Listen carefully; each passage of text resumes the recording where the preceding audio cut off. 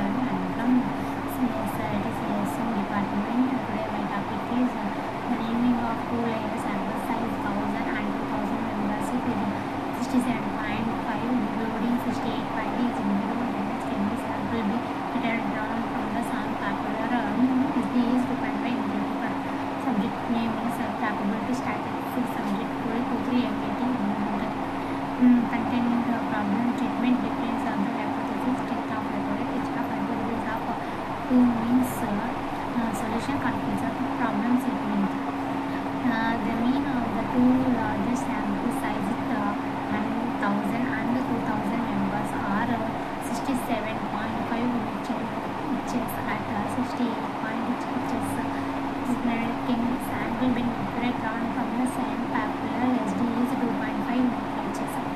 Definition of hypothesis: estimate the value of parameter we need to do to accept a hypothetical statement about the parameter of the decision distribution. The statement called hypothesis. Test of hypothesis. The decision making process about the hypothesis is called the test of hypothesis. There are two types of test of hypothesis. Null hypothesis is equals to mu is equals to mu naught. The hypothesis H1 is mu not equals to null. H1 equals to mu less than mu naught. Even is equal is greater than null. Errors of span. Type 1 error is regression is not when is true.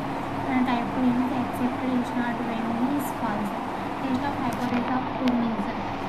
Let X a bar and X2 bar when we do samples means to identify the random size of N1 and N2 drawn from the popular having mean equivalent and the standard deviation of sigma 1 and sigma 2. The list of hypotheses to popular means of equal.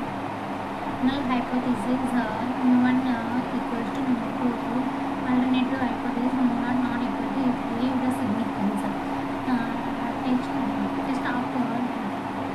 of hypothesis of two means test of hypothesis is called conclusion is did not by to accepted given by rejected.